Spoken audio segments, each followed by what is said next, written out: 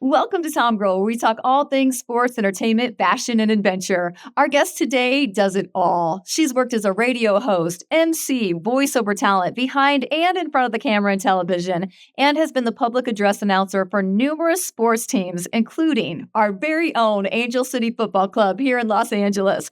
Welcome to the show, Heather Jordan. Hey, thank you for having me. It's a pleasure to meet you and hang out with you today. Yeah, thank you so much for taking the time. I really appreciate it. Yeah, I'm excited. I'm excited to talk to you.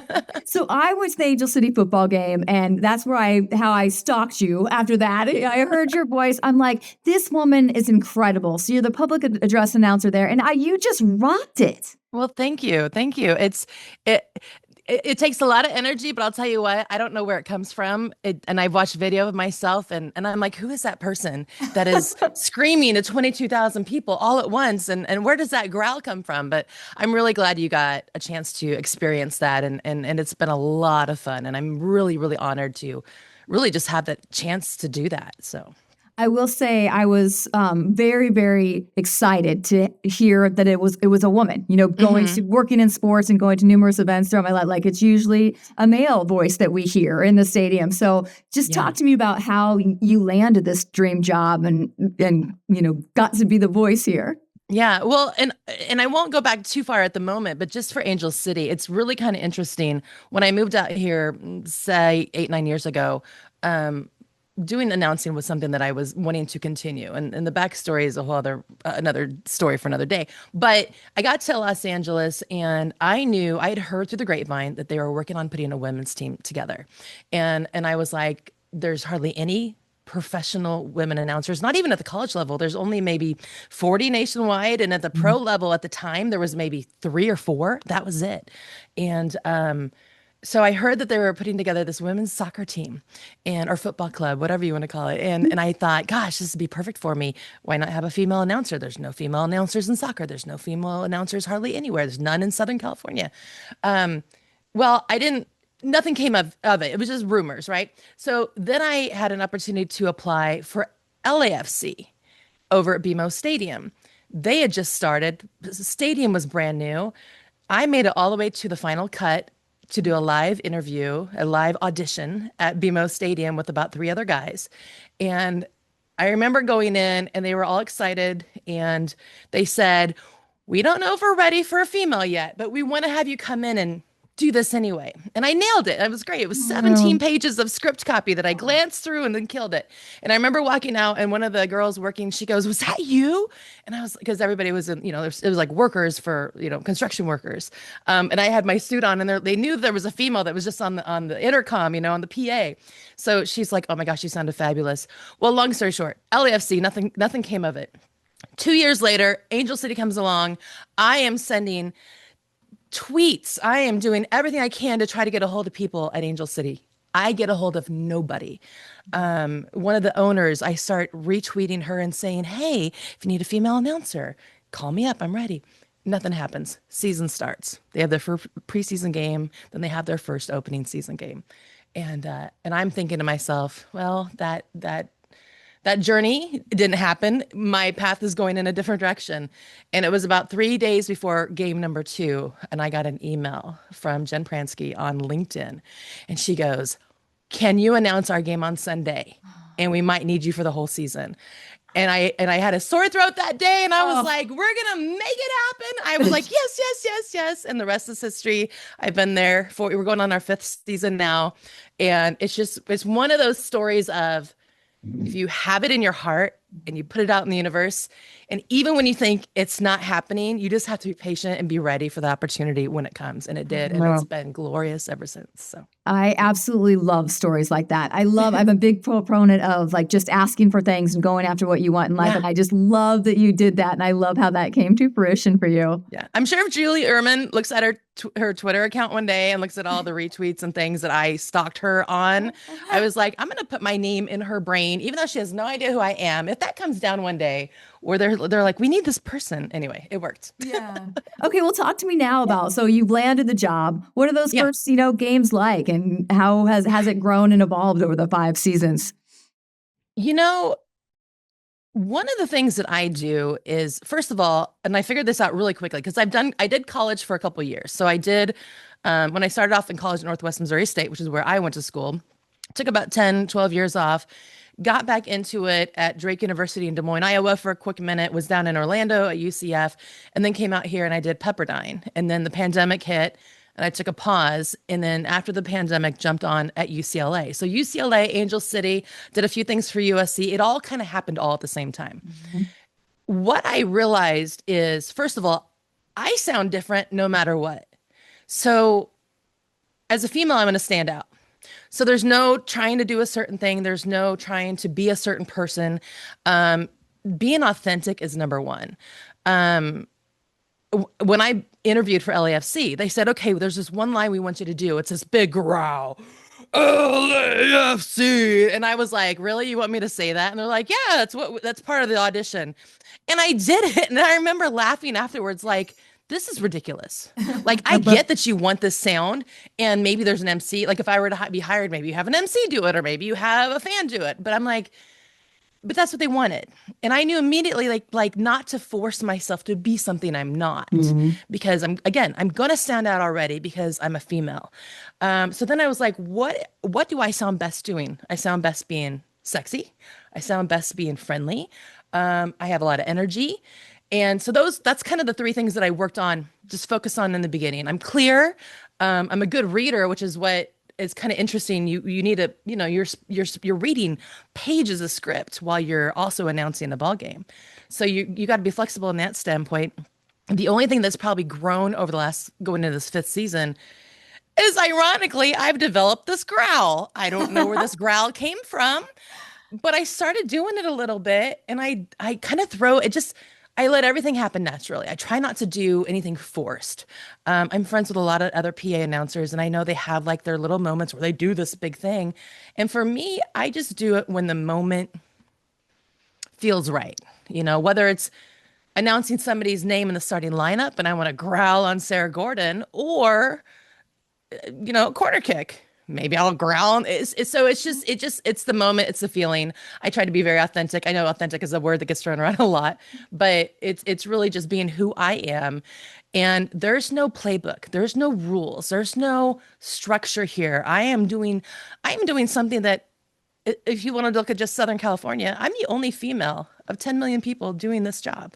Out of all the sports teams in all of Southern California, San Diego, LA, wherever, there's nobody else to even compare to in that regard. So I'm just doing the best I can. I'm sounding the best I can. It's not going to be perfect, but I took it out immediately to try to compare myself to any of the guys, Mhm. because it's pointless. Yeah. So walk us through. Okay, it's game day. So what is game day like for you? It's gonna sound so bad because I know people who do this that do it with me, and they do a lot of prep work. I don't want to say I wing it, but there's definitely some times that I wing it. And I think what that does for me is it keeps me loose, and it keeps me in that moment. So I do a little bit of prep work ahead of time. But like with Angel City, for instance, they have a fantastic team. We get there 4 hours before the show, before the game starts, and we do a complete run through. And so I'll go through all of my scripts. I may mark a few spots where I want to like either slow down or make sure I highlight those words, or assert. I like to highlight names because I want to make sure people get the love that they deserve. If I'm saying their name, in the middle of a copy, or we're recognizing, a group during halftime, I want to make sure that I give them the love that they deserve. They're there for a reason. So I do that, and really, I mean, if you want to get to the nuts and bolts of it, Yeah. here's something that I had to deal with that most people don't think about, and that most the guys don't have to deal with. So women's bathrooms are usually further away. And if you've been on radio or TV, you know this happens the same thing with radio or TV. It's longer for us to go to the bathroom. It's longer to travel, and usually takes us longer. We Mhm. have to wash our hands. So I have a routine now where I really don't eat the day, or I might have something in the morning, but I don't eat because I don't want to have like a full stomach and then have to do all this diaphragm speaking for 2 or 3 hours. I keep hitting the microphone, sorry. But I don't have time to run to the bathroom. And I know some of the guys that work in the business, they go at halftime or they go when there's like, if they're, in between quarters, because they have a couple of minutes, they can run across the hallway and come back.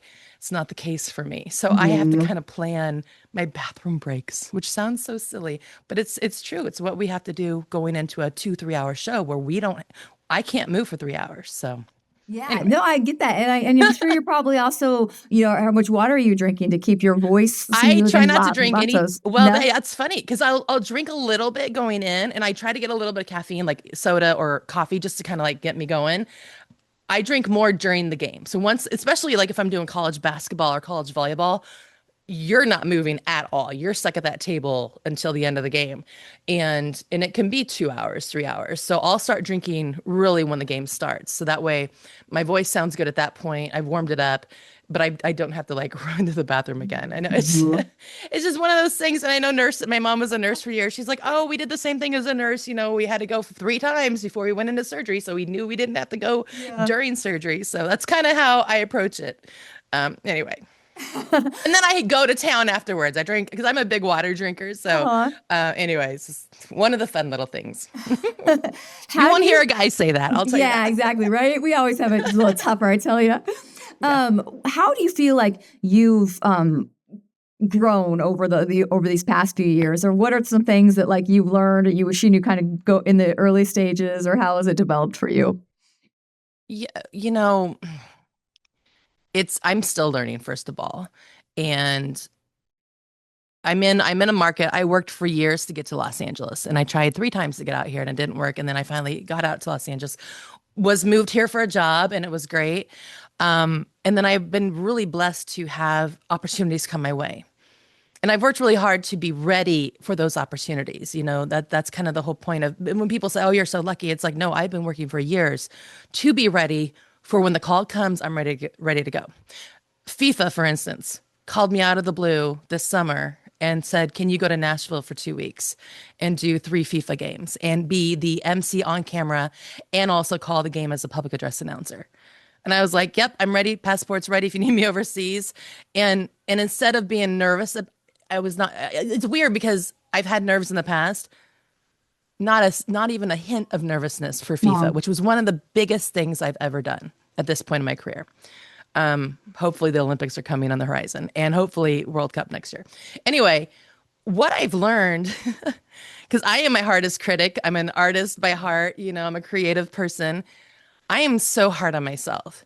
And it's not that I'm a perfectionist of my craft. I'm a perfectionist of, I fall into that hole of comparing myself to the MCs who are gorgeous, beautiful actresses and cheerleaders or whatever. And I know that's not me, but I fall into that category of, am I good enough? Or I fall into that headspace of, am I good enough for this job? Are they going to replace me? I'm in Hollywood. I'm in LA. This is where it's all glitz and glamour and beauty sells. So I have had to figure out how to overcome those feelings of doubt, those feelings of insecurity.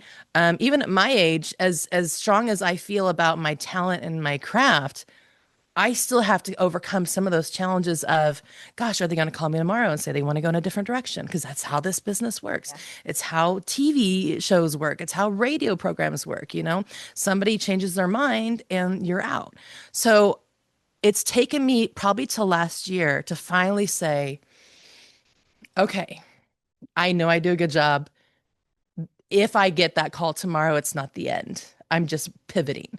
And when you work so hard to be something, especially when it's something that's new and you're building it, and I feel like Mhm. sometimes when you are building something that people haven't heard or seen before, even though it's like it's a small little world being a female PA announcer, but I feel like there's always room for somebody to say, can we make this better? Can we do this better? And I'm always worried that might come my way. Like they might say, "Oh, we want a different sound." I did an award show a couple of years ago, and immediately one person came up to me and said, "I don't like how you sound." And Okay. I didn't come back the next year. And everybody else loved me. And it was so weird, but I realized, that was one of the stepping stones of, you have to be able to take a no take a, be refused. Or I even have it on my board that's like, I have a little message board and it's like, you will be turned down, you will be told no, but keep going because you're unique.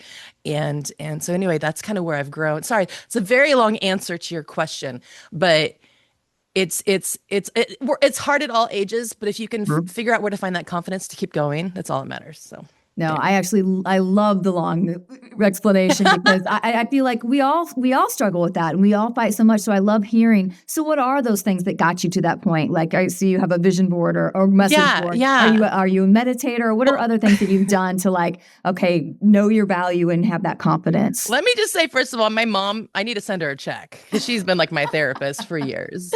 And as she gets older, she's more and more blunt with me, like, get over it. Um, it is. I don't know if it's meditation, but I've tried to, I don't even know where to start with this. Because again, it's still kind of a work in progress. And it's one of those things, just to add another layer to this, of the pressure of the job itself and the pressure of being in Los Angeles and the pressure of breaking some of these barriers. We haven't even talked about pay Huh? because pay is so bottom line compared to everything else. I get paid hardly anything at a lot of places that I work. And so that's been a struggle. And I've been working on raising those rates, even for the guys in Los Angeles. Over the years, traditionally, nobody, no people have offered to do this job for free because they're in LA. They want to get their voice heard. They want to be seen. So LA is a different market than, say, Chicago or Kansas City. So anyway, dealing with that, dealing with the fact that I have worked really hard. I don't have any kids yet. I want to have a family, but I'm putting all that stuff to the side because my momentum is right now. So you add all those pressures in. Yeah, it's kind of a daily, I won't say struggle, but it's a challenge a little bit.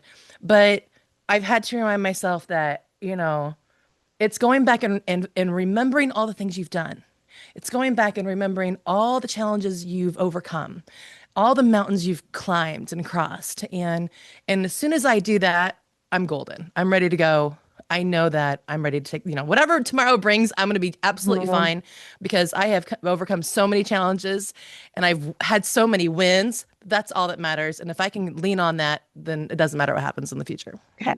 So talk a bit about because you cover all different kinds of sports. Yeah. That's hard too. So talk about the challenge of covering all I different think kinds. last count was 14 that I've announced, but Yeah, see, that's yeah. amazing too, because you want to be, have that pressure too of like having to be like an expert in that sport or not sounding silly like in that sport. Just tell me, so, how is it, and how is it for each of the like different sports? How do they vary as far Well, as the announcing part?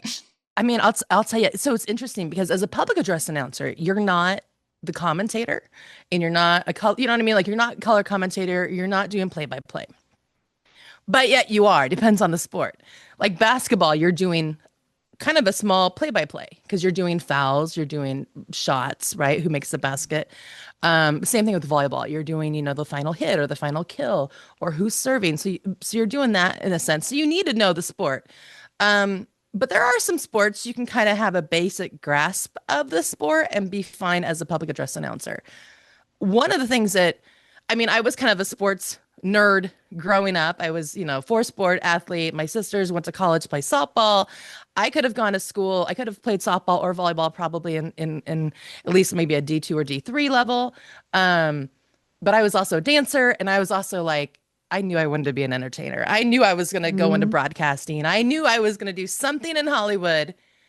I'm from a farm in Iowa. I'm a farm girl, had 45 kids in my high school class. And I told people what I was going to go to Hollywood one day and then I was going to be on TV. And people thought I was crazy. They still think I'm crazy. Um, but I had that dream. So I didn't want to do that in college because I already knew how much time sports in college was going to take. And I wanted to dive right into my passion. So going back to just the sports, I've kind of had a general knowledge of, I'm a curious person. So I've had to learn along the way. I got asked to do water polo. I had no idea how in the world water polo worked. And people would say, well, it's kind of a cross of like soccer and volleyball, but you're in the water and they score a lot more so than Mhm. soccer. So I had to learn kind of on the spot. But so last count of the sports that I've announced, they're between men and women because men rules are different than women's rules.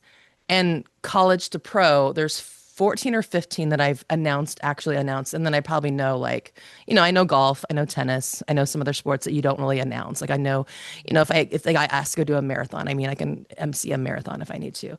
So, but I think it's just people who love basketball will know everything about basketball. For me, it's like I know a little bit about a lot of things. Right. So, and I just because I have a curious mind, that's what's kind of saved me up into this point.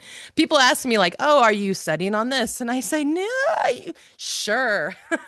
I'm like, unfortunately, I'm not. I'm just kind of going off what I know and what I feel, which is such a horrible answer, such a horrible thing to say. Because if the student is watching this, they're going to say, "Oh, she's not telling me to study." Well, yes, you should always study up. I will say this though, there was something that happened a year or two ago. I got called in to fill in for Hootie for the Sparks for WNBA. And it was very beginning of the season. They always do like they mess with crypto arena, like they do some refurbishing, I guess. So this particular year they were doing a couple games down in Long Beach at the Pyramid, and then they did one in crypto. So I got to do 3 games. And the first game is going great. And I'd even shadowed before. So I'm like, I'm feeling good. It's basketball. It's women's basketball. I've got this down. We get through the first quarter and I'm sitting next to the official, the referee official, the fourth official who's at the bench. And she goes, and she's helping me out with fouls and team fouls and everything. And she goes, okay, first foul in the last two. I go, what? And she goes, that's one in the last two. And I looked at her. She goes, just say it. And I said, first foul in the last two. And I'm like, what in the world? Then it comes again. She's like, second in the last two. And I'm like, what is that? And she goes, I'll just tell you at halftime. There was a new rule that I didn't know about. And I was like, oh my God. So that was a perfect example of why you need to study before you. But up until then, I hadn't had any issues. Like I knew the sport enough, but I didn't know that one new rule. And she joked because she said, even the referees are having trouble with it. She's like, even the stat people are having trouble with it. And so I was like, okay, I feel a lot better now. But that was like a learning lesson, you learn all the time. And so I actually did college basketball for the first, so it's been about 4 years since I've done college basketball. I did UCLA the other day. And you best believe I pulled up all the rules and I pulled up all the stuff and I wrote down all my cheat sheets and I was like, okay, this is a new me because 4 years ago, I didn't do any of this stuff. So even I'm still learning, but anyway. I want to go back to what you said about being from Iowa, because I know when we talked, when you first told me that, I was like, oh, I know I love this girl already because I'm your neighbor in Nebraska. Right? So I want to talk about just what you feel that Iowa has instilled in you and how that has also shaped who you are in your career and as an artist. It's such a great question because, and I feel like it's not asked enough in that sense. I grew up on a farm. I had an older sister, younger sister, older brother. We were kids. We would fight all the time. So I was the one who always got in trouble, middle child syndrome. And I got kicked outdoors. I had to go outside. I had to go outside, help the chores. I had to go outside and help, feed the animals or whatever, or learn, I was learning so much about business and hard work and didn't even realize what I was learning at the time. But looking back, it's like, gosh, my dad was a farmer for 40 years. We did all this stuff and it was every day. You do it until the job's done, right? If it's cold outside and you have to go, hay the cows and it's 2 degrees outside, you go out and do it because you have to. You just get it done. So those were the beginning building blocks that I didn't even realize I was building, but being from Iowa, being on a farm, going through that, and then being from a really small town where everybody knows you and everybody has their, because when everybody knows you, everybody has judgments, right? It's just what small towns are. So you have to, you're battling, you're toughening your skin, so to speak, and you're learning how to take those no's. I had a lot of no's. I had a lot of no's in high school. I look back, I don't even know how I did stuff in high school because I was told no on a few things that I just turned around and like I didn't make the dance team my first year. My dance is my life. And we had a really good dance team. I didn't make it my first year. And then I looked back at it Instead of wallowing away and waiting to try out the next year, I told the dance instructor, the team manager, I said, I want to videotape all of your practices and your routines and your performances so I can be a part of the team. And then when I'm ready, so I wanted them to like keep me in their minds. Mhm. And I remember looking back like, who is that 14-year-old girl that did that? Like, what? Where does that come from? But yeah, growing up on a farm, growing up in Iowa, just being around people that it's hard work, you work hard, you get the things done. It's not easy. You have cold weather, you have really hot weather, you just deal with it. And I think that is it helped me get here. And even to get to LA, I tried 3 different times to move out here, whether it was I'm going to find a job. Heck, I even quit everything and started working at Costco thinking I was going to transfer from Costco out to here just to get to LA. And it didn't work. And I was patient. And then I waited another 2 years. And then I finally got moved out here for a job. They paid me to move out here. They paid my way, which was crazy. Something I'd never even thought about. What job was that? So I was in Orlando. I had taken a job to be a news anchor, which was kind of a new thing for me, and was down in Orlando. It was that's when I quit everything. By the way, I've had 3 major back surgeries. So my journey took me all across the country, Chicago, Miami, Dallas, San Antonio, Denver. But I had back surgery from a car accident right after college. I was hit head on in a car accident Oh, right after college. And it led to a back injury 10 years later, which anyway, I had back surgery, ended up going back to Des Moines. And that's when I finally decided it's time for me to go to LA. It's time for me to go to Hollywood. Did this big vision board, Hollywood in the middle, Heather, all these things. Um, Quit everything, got the job at Costco, and then I got a phone call from Orlando. Do you want to be a news anchor for us down in Orlando? And I said, well, it's here. And this is where my life is, the direction it's going. Um, Again, my plans to go to LA were not going to happen, which was fine because I'm like, okay, I'm going to keep being patient. Moved to Orlando and I was there less than a year. We had the Pulse nightclub shooting happened. We were wall to wall for 14, like 2 weeks straight, wall to wall. I was a news anchor. I was live at the scene on the day of the shooting. It was just all these things, working my butt off. It was really emotional. In that same 2 weeks, a job opened up in LA and I reached out to somebody who I'd reached out a couple years. I was big on networking. So I called Chris Little over at KFI and I said, hey, are you looking for somebody? He's like, yeah, can you fly out here? Like just like that. He's like, what are you doing? I'm like, well, we're wrapping up, we've been doing this coverage for 2 weeks. He's like, yeah, can you fly out Friday? And I'm like, absolutely. oh, Didn't tell love it. anybody. And then I came out and did an interview for KFI and because they were looking for an afternoon anchor. And they said, can you come out next week to have dinner with the show hosts? And I did. And they offered me a job on the spot and was like, can you be here in a month? We'll pay for your way out Wow. here. And I was like, it took me to go opposite coastline to follow where the paths were, the arrows are all pointing me to go somewhere. And what's crazy is that when I got to Orlando, this is where the whole like trust your gut, even if it doesn't seem right, usually the path will take you to where you need to be, right? Mhm. When I got to Orlando, my old boss from college, who started me in public address announcing, had moved all over the country, was in Orlando working at UCF. And he was like, come live with us for a few months while you get settled. And he's like, why don't we have you do women's basketball while you're here? And so when the job offer to LA happened, he was kind of like running at the time, that same guy, my old former boss, Andy Seeley, by the way, if you're watching. And Andy, he knew people in LA and he knew Tom Tessalon over at USC. And so I reached out, I came out to LA and they sent me over to Pepperdine. And Pepperdine called me up within like 6 months and was like, we need you tomorrow. Can you do all of our sports? So it's like, Mm. it all fell into the right place it was supposed to be. But I had to be patient and follow, like, watch the signs and go where I was supposed to go. So I Yeah. didn't force anything to happen. So yeah, I've been fortunate and I've been lucky, but I've also been like ready. And I followed my gut, and the gut said to go to Orlando, which didn't make any sense in the world. If everybody who knew me, they're like, "Wait a minute, you just did all this stuff to move to LA. You've quit your job. You've moved out of your apartment. You're ready to go to LA." And I said, "Yeah, but I'm supposed to go to Orlando. Don't know why, but I just know I am." Anyway, Yeah. I long love story that. short.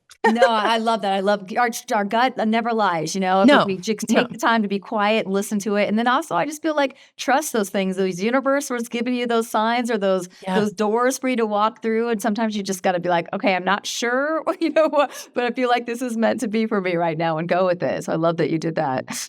Yeah. We've heard it before where they say, like it's not your plan, it's God's plan. That's, it's how a lot of people will look at it. But the truth in that is the universe works in interesting ways. And you may feel something in your heart, like don't ever let go of that. I always thought about Helen Mirren, and I don't know if this is true, but in my head this happened that she got like her first Oscar at 60 or something like that. Mhm. And I don't know if that's true. Don't look it up. We shouldn't fact check. But in my head that's what happened, right? Yeah. And I thought, and Vera Wang didn't make her Yeah. first wedding dress after she was 40. And it's like Yes. you might have stuff in your heart. Michelle Yeoh, look at her. Mhm. She was an actress for years, and now she's like in the prime of everything. And it's like you don't know when it's going to happen, Mhm. but if you know in your heart it's going to happen, just be patient Mhm. and have fun while you're doing it. Mhm.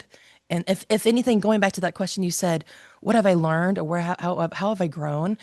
I'm coming back to the joy of things. Like it is a job, it is work, but gosh darn it, if you can't have fun, I start to say that now at every ball game. I say, let's have fun, everyone. I'm like, no matter what happens, we're gonna have fun today. That's all you can do.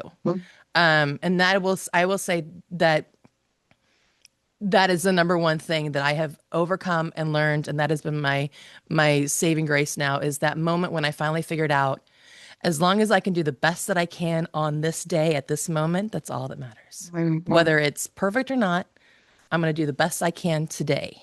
And that's all I can ask for. Yeah, that's a great way to look at it. Let's talk. You've done so many things. I know we talked about Yeah. maybe like putting it in a little bit of categories because you've Yeah. done, news, radio. Let's touch on individually just some of the different things you've done and a little bit of those Well, jobs. in some, it might be just easiest to do it in a timeline. Went to college, like I said, in Northwest, and out of college, got into radio in Kansas City, and actually worked for the Kansas City Chiefs. Was there when Dick Vermeil was there for a summer, and then I had that car accident, which is, by the way, when things happen in your life to pivot you, take it. Don't feel bad. Don't feel angry. Don't get depressed. You have to look at things that stop you and pivot you for like find the positive in that Mhm. because you never know when you're going to be redirected, right? And so after Kansas City, went to Dallas, did radio. That's when I got back into TV. I did a little bit of TV in college, but I started becoming like a floor director and a camera person for CBS News. So I did TV in Dallas. Then I got a radio job in San Antonio, another radio job in Denver, and then got laid off. I've been laid off Mhm. 3 times. No. Again, when life pivots you, you just take it. Uh, got laid off in Denver, went to Miami, had a job offer to work at MTV, but they weren't paying any money. So I said no and ended up hanging out with a friend in Miami. And at the time, the radio stations in Miami were like, oh, you're here. I'd been networking for years. So people knew my name. That was key. If anybody's listening to this and they're a college kid, get your name out there. Let people know who you are. Let them know what you can do, but get your name out there.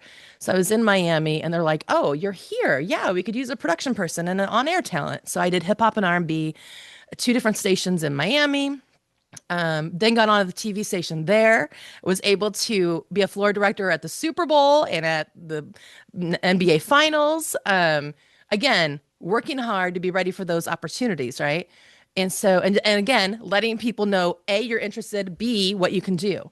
After Miami, went to Chicago. I wanted to be closer to home.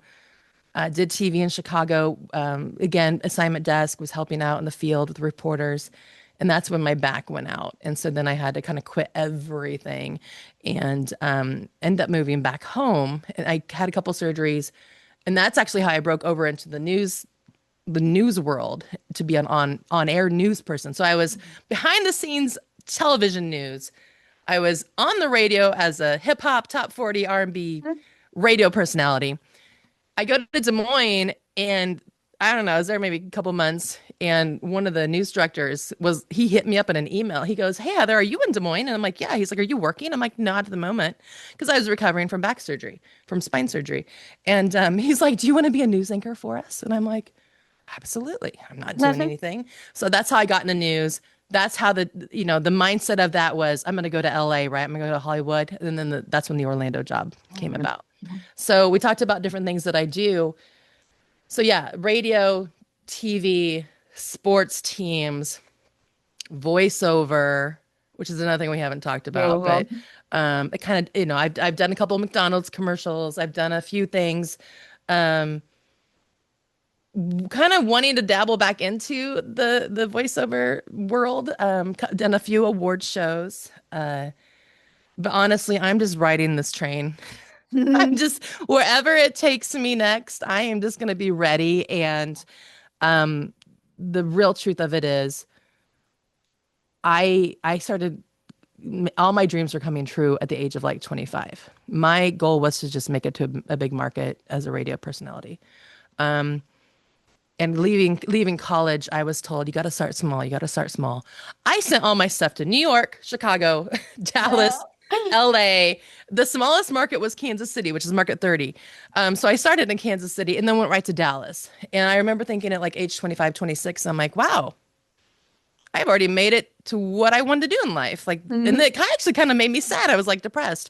What I realized quickly after that was there's lots of mountains. You're going to overcome a lot of mountains. You're going to reach a lot of goals. So just start setting new ones. So right now, my goal now at this point in my career is I've had my eyes set on the Olympics. That's a bucket list thing. It's a something I definitely want to do. I don't want to do it just necessarily one time. I would love to do a couple of them if I can, but just getting one would be amazing. So I'm hoping that, I made it to Los Angeles. We're hosting. I'm getting to know the right people. So yeah, I'm really just hoping that it works out. So in my head, and I'm putting it out in the universe, and I've been working on that for about 2, 3 years now. Because you have to work up, even though the Olympics is what, over 2 years away still, I've been working on the Olympics for 4 years now. So anyway, Yeah, well, no, which I'm sure you know. Yeah. put it out there. Yeah. I want to go back to where you were telling the kids or students listening to, get your name out there, get known. How do they do that? It's a lot easier nowadays because you can go on LinkedIn. Well, maybe it's easy and also hard because a lot of people don't check their emails, and so it's kind of like, how do I break through that barrier of getting through, right? Back in the day, I just sent packages. I sent resumes. Believe it or not, I paid for myself I was, I don't know, junior in college, and I didn't have much money. But I bought a flight to Dallas, spent 2 days in Dallas, got a rental car, and I went around 3 or 4 TV radio stations out of the blue, just said, found out who like the general manager was and said, "Are they here today? Can I meet them and introduce myself?" And it worked a few Love it. places. A few places they were like, "Who? What are you doing here?" And then the front desk people were like, "No, she's unavailable." I did that in LA too. But, what's crazy is that, 2 years later, I was in Dallas at that same station and he remembered me. When I went to one of the stations in Dallas, he's like, "I remember how you came down here. Didn't you come down here to visit?" And I was like, "Yeah." They don't know that that's all I did. They don't know that I didn't have family, or, it was like a blind hope, hoping on a wish that I can meet somebody. But, if you're passionate about something, you figure out a way to do it. And again, going back to just those text messages to Julie Ehrman with Angel City, I was looking for every single person. I didn't know who they were hiring. They weren't like making it public, right? You don't know. The interesting thing about public address announcing is it can fall into the category of marketing. It can fall into the category of like programming. It can fall into, for college, usually it's the SID that does it. There's different departments that manage it. Sometimes it's the ownership that does it. So it's hard to kind of break through those walls sometimes, but if you just keep plugging away, like, don't give up. Find the unique ways to put yourself on social media. If it has to, if it's going on TikTok and posting videos and tagging the people you want to you want to make sure they see it, tag them every single time. If they're not answering you on LinkedIn, they probably just don't look at LinkedIn very often. I was that person who, I don't know if I'm proud of this, but I figured out people's emails. I would find like for Clear Channel, which, iHeart used to be Clear Channel. I remember back in the day when I was networking and I was like, I know the people's names, but I don't know their emails, right? So I would find one person. I would just Google like somebody's email, and then I would go through first initial, last name at Clear Channel, first name, last name at Clear Channel, first name, period, last. I would go through the whole thing and send like 8 of them out, hoping that one of them would go through to their personal one. Now, you could say stalker or, but the way I'm like, no, it was the creative way of doing it. Yeah. If you don't have access to stuff, how do you get through? And so there are ways without being crazy and showing up at people's doors, which I did. But luckily, we do have social media now. And, the bottom line is when it comes to networking, you just can't stop. You can't stop. If you've done this, if you've talked to the same person 10 times, it doesn't matter. If they didn't give you any reaction 10 times, that 11th time, somebody's going to say, oh, we need so-and-so for this job. Do you know anybody? And they're going to say, oh my gosh, this girl who's texted me 15 times, she'd be perfect for this. And it happens.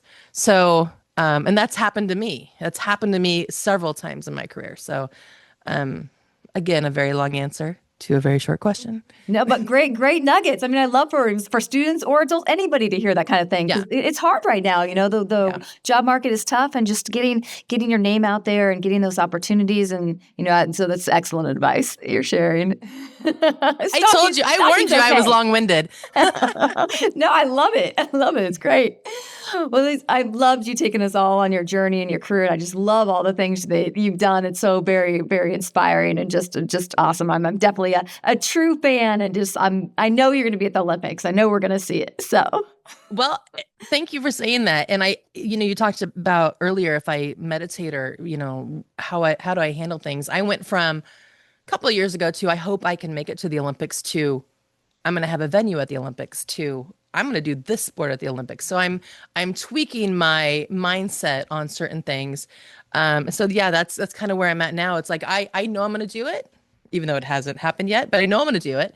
I just don't know in what capacity. So, gosh, it's crazy. It's been fun. And by the way, I'll just say, you work in this business.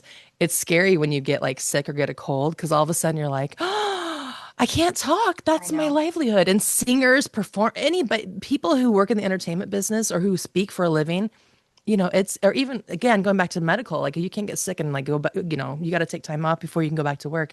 It really, it changes how you approach things, how you take care of yourself, how you, the people you are around, how you stay healthy, all those things. It's kind of an undertaking, but I'm really happy to have a chance to do it. So what are some steps that you've done to try to stay healthy and keep those colds away? Well, lately I drink a lot of tea. I actually got bronchitis for the first time like ever at the end of October. And I was like, great, I have bronchitis. Where did that come from? But I think it's kind of going around right now. So I might get a cold once a year, but I don't smoke, right? I don't smoke. I'm not going to mess up my lungs in that regard. I've had to change my work because I was working a lot of early mornings at the radio station and at the radio job that I have. And it was killing my sleep. I went to the doctors and the doctors were like, you're sleeping. I had no circadian rhythm. They're like, you're doing ball games at night. You're working 3 a.m. at the radio station. Then you're doing stuff during the day. And so my body was completely out of whack. And this is about the time the pandemic came around. Mm-hmm. And so after the pandemic kind of started fading out and I started picking up more work, I just finally said it was an income drop, right? So I had to adjust, but my health, my sleep meant more. By the way, as women, we do have to deal with a few more things, right? And as we get older, we have to deal with a few more things. So it's really important to, just put yourself first. And your friends are gonna, if they miss you because they can't go out, it is what it is. It's like my fun moments right now in my life are going to these ball games, walking into these arenas with thousands of people And did I not go out last night for a drink? I didn't. And I'll catch up with my friends later. But it's like, take this moment for what it is. And that's that. So yeah, I'm trying to get my sleep in, and you have to make adjustments, but hopefully it's Yeah. working out. Knock on wood. Yeah. And you know what? You get sick every once in a while. That's just your body, adapting and making sure you stay healthy after. So that's the way Yeah, I say yeah. it. No, I get. I seem to always get it whenever I visit with my niece and nephew because one of them always has it, and it's like I Yes. can just feel the germs. I'm like, oh no, here we go. But like you said, it is the curse of our because the second you get a little bit of sick, you do get that call or you get that Yeah. big ESPN audition or that one you've been Right? waiting for, and you're like, why? Like I'm never sick all year. The one week I'm sick, you get all these opportunities. But it is what it is. It's the life. If Angel City knew that I didn't have a voice when they called me, I'd lie. I mean, I was like, yeah, I'm ready to go. And I Yeah. remember because I had that sore throat, but my voice was gone. And Yeah. I go, how am I going to make this work in 4 days? And adrenaline works in wonderful ways. So I kind of just sucked it up and did the best. I did the best I could on Yeah. that day, and it was good enough. Yeah. So you just got to be ready. And I'm a big vitamin C person. You asked, Yeah. by the way, how I stay healthy. It's like, oh, I'm big on vitamin C, big on water. So, Yeah. um, I'll share one with you too. I yeah, am a huge proponent of hot yoga. Hot really yoga, like just sweat detox. it out. Yep, sweats it all out, Ooh. detox. It really is. I might have to Yeah. join you on that then. Okay, I haven't done that yet. Oh, I've done it one time. It was a long time ago. So, okay. It's a good one. I'll give a shout out. I love Hot Eight. I love Hot Eight. They're a Oh, great there's one right place. down the road from here. Okay. The first week I think is only like $35. You can go as much as you want, see if you like it. Ooh, okay. I'm not even getting paid by them. I just love it. But we should. No. Yeah. Yet, I guess. Yet, I should say, right. All right, before I let you go, I just want to wrap up. We like to talk about Tom Girl things here so I can cover sports, entertainment, fashion, and adventure. So just want to see if there's anything else out there that maybe people don't know about you, things in those categories that you're into. Like, is there a place you love to adventure to or, a fashion line you like or anything that matches those Well, categories? I yes. Well, first of all, I was up till 1 o'clock last night. Why, may you ask? I was watching Stranger Things. And Uh-huh. yes, I cheered at the end of episode 4. So that's all I'm going to say for anyone who watches this. Um, I, you know, I'm a big movie person. I love to travel. Um, and again, like I said, I grew up on a farm. I grew up, walking out in the middle of the hay fields and jumping on hay bales and looking at the sky and thinking, gosh, what does this world hold for me, right? I'm very creative. I have, an art. I'm a little artsy. This, I hand drew that Oh, that's cool. with a pencil and then I outlined it. It's not perfect. But to me, it's good enough. Um, but yeah, no, I just and by the way, I know we didn't talk about it, but this is one of those things, let's be real, Tom girl, like we're girls. We have to deal with stuff as we get older. I always wanted kids, always, wanted to get married. But that's one of those things that I've had to realize it hasn't happened yet. I'm not sad about it because my life has taken me into a direction that's brand new. There's nobody who has been on this path that I've been on. Same with you, right? Uh-huh. We're on a path that nobody else has journeyed. And so if not having any kids yet is what's supposed to be, then it is what's supposed to be. So love kids. I have 4 nieces and nephews. One of my nieces, Jordan, is a senior in high school, just signed University of Minnesota. She's going to be a Woohoo! Golden Gopher next year to play softball. By Awesome. the way, full circle, UCLA joined the Big Ten and Yeah. Yeah. Minnesota's in the Big Ten. So Yep. Jordan is going to be playing at UCLA, hopefully, if That's the awesome. world's work in the right order. Mhm. And I might be able to announce one of her games. So it's just crazy. But That'd be yeah, awesome. I would just say I'm a big travel nerd, big movie nerd. I watch Young and the Restless with my mom, so we can talk about it. I worked Yeah, on that show for years. right. I didn't Yes. watch it for gosh, grew up on it, right? And then like, college years, 20s and 30s. But I realize it's one of the few things that my mom has that's special to her. And it gives us that connection. So we have something, something unique to talk about. So, and it Yeah. keeps her, gives her something to do as she like retires and gets older. Yeah. I'm like, did you watch Y&R today? Did you see what Victor did? Oh, Anyway, and Victor's still there. It's so funny you say he's that. still So my there. grandma and I, when I used to be sick, when my dad worked in Ralston in Nebraska, so if I Yeah. was sick, my grandma lived next to his high school, so he was principal, so he dropped me off with her. So we would always watch Price is Right, followed by Young and the Restless. That was her thing.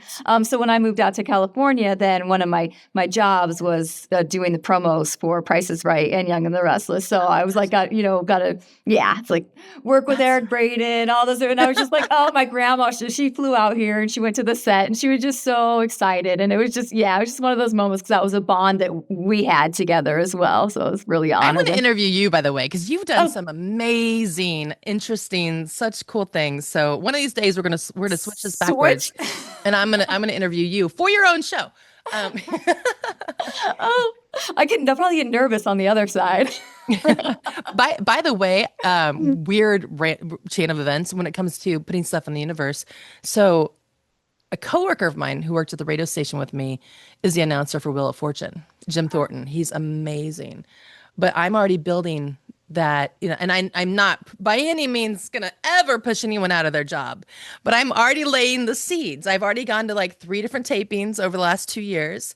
And I've told him, I say, Jim, the minute you retire, you need to put my name in there. Because, Awesome. why not? Ryan Seacrest came in. I said, hey, new host, new voice. Why not? I'm like, I'm Yeah. ready. And so it's just, but that's just what you got to do. You got to prepare yourself and make, if those opportunities come your way, and sometimes you don't even know what's going to come your way, and just be excited for that. Like the unknown, like, I don't know what 2026 is going to bring me, but gosh darn it, I'm excited because Yeah. 2025 ended up being pretty darn awesome. And half of 2025, I did not know was going to happen until it happened. So Yeah. yeah. That is great to end on. That just wrapped it up with a bow. I Like love it. this interview, one of the best things that's happened to me in 2025 is Me meeting you too. and doing You were this. I'm so glad that you said yes. Like I said, I was sitting in the stands that night and I was just like, this woman is amazing. I got to reach out. So I stalked you Oh, on thank you. Insta or LinkedIn. Yeah. So thank you so much for taking the time. Tell everybody where they can follow you or how they can keep track of your career and what's up with you next. Probably the easiest ones right now is probably Instagram. Heather Jordan on the mic. I'm pretty sure that's what that is. I should have looked it up before now. Heather Jordan on the mic for Instagram. And then, of course, LinkedIn. I have a lot of stuff that I posted from a work standpoint. LinkedIn just should be Heather Jordan. I should have looked it up ahead of time because, I'm a Okay, big we'll add social it. media person, but yeah, it's Yeah, like, we'll add hey, it in the notes. yeah. So I think it's either Heather Jordan 2012 at LinkedIn or just Heather Jordan. But, and my website, we're not going to talk about that right now. It needs to be updated. But Instagram and LinkedIn, top 2. So for sure. Okay, great. All right, guys. Well, that wraps it up for today. Thank you for coming. So appreciated. So much great insight for everybody listening out there. So Thank you for having me. This was a pleasure. see you at another game soon. I better. I'm going to bring you up and have you on the microphone, by the way. I'm going to figure out a way to get you highlighted somehow. I'm game. Maybe I'll have you do the 3 clap. Okay. There we go. That'd be awesome. All right, done. All right. Thank you so much. Such a joy. Thank you guys all so much for watching. Appreciate you coming and checking out the show every day. And we'll follow us on Instagram, Facebook, all the socials at Tom Girl TV. And we'll see you here again next time. Get outside.